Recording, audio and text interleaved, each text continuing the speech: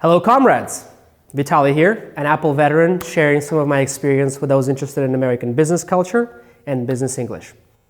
And today, I have a question for you. Have you ever wondered why companies like Apple are getting incredible increases in sales every quarter and others are just struggling to compete? What differentiates them from others? Well, today, I will share with you what I think is a secret recipe of Apple's success in sales and explain to you how to sell like Apple. Let's cover a real-life example of an interaction with a new lead. Now, this is assuming it's not a cold lead, but a very, very warm one. For those of you who might not know what a warm lead is, or as I like to call them, a warm handoff, it's basically a person who expressed interest in our services, right? Someone who knows us already and has a general understanding of what we do. So, picture this.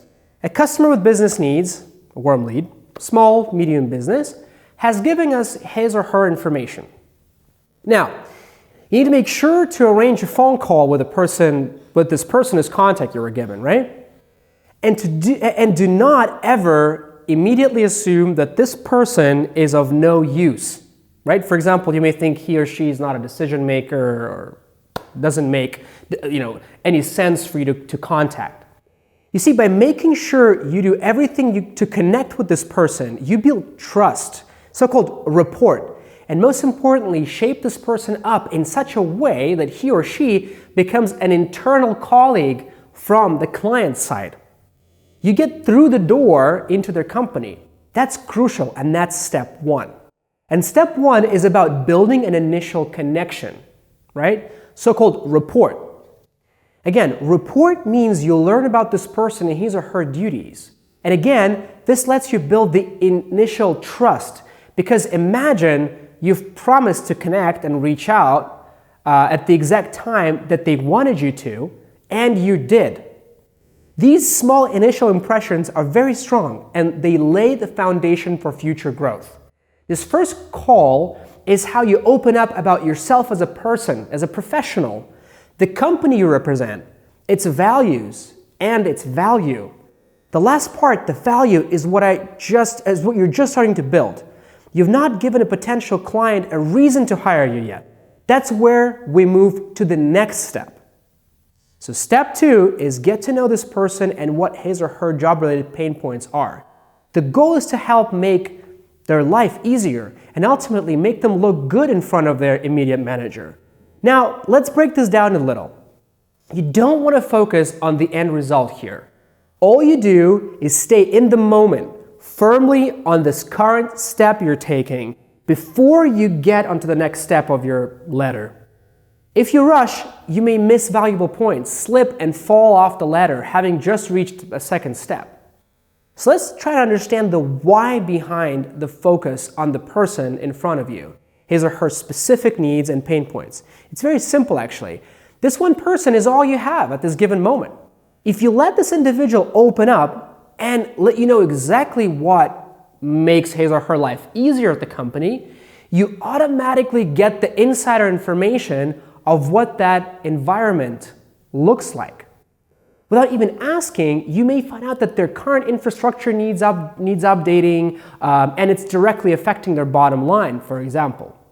You may also learn that this person is ready to be promoted and is building up his or her replacement, whom you obviously will have to work with as well. Pretty useful. So, all this valuable knowledge just by being laser focused on this one employee in front of you. Step three, be able to figure out how to help this person in a complete manner, making sure that all of his or her pain points are covered.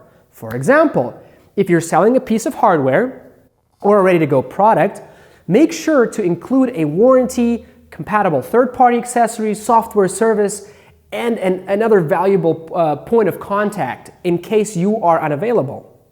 That's called a complete solution. For that type of deep discovery, you need to ask the right questions. And how to ask the right questions? Well, this is where we get to the topic of closed and open-ended questions. Sounds pretty tough, right? Well, it's quite simple actually. A closed-ended question is one that can be answered with a short yes or no. An open-ended question requires a person to form a sentence to explain their answer. So, for example, a closed-ended question is, do you currently work with a cloud-based server? Yes. That's it. You're pretty much done with this one. Now, you have to form a new question from scratch to continue the conversation. But if you ask, for example, what type of cloud solution do you currently have as your server? See, now the customer may not know the answer or tell you a bit more about what they've been using, maybe even open up about whether or not they've been, happy with the solution. Now, this is where another trick comes in, and that is active listening. We'll talk about that in a separate video, as I believe it's a competency that's worth researching a little bit deeper. So we get to the step 4, and that is finding out about other key players in a company from the point of view of this specific person. You see, this individual is often making a call on key decisions for you. So your job is to find out who else is involved in the decision-making process for him or her. How do you do that? With open-ended questions, of course, and active listening. You may use something like this. What does your environment look like right now when it comes to making decisions on approved vendors, technology, staffing, and so on? Open-ended question, right? Or, who's responsible for a final call on a budget and timeline? Or, tell me a little bit, please, about your decision-making process in the company when it comes to custom development solutions. Who makes the final call?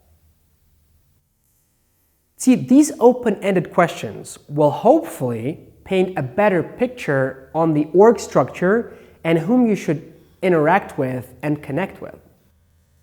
Step 5, last but not least, try to get a feel for a company's culture. What does that mean? Well, look for cues to understand things like the language used, strict and to the point, or a bit more creative and casual, the pace, always on the run or planning ahead, sense of urgency, last-minute changes and orders, or thorough budget planning and careful projections. Sense of teamwork. Does this person take care of other colleagues' duties, or everyone has a clear job to do? These points should give you a better understanding of a next step, because as always, whenever you end a call, you should form a clear next step.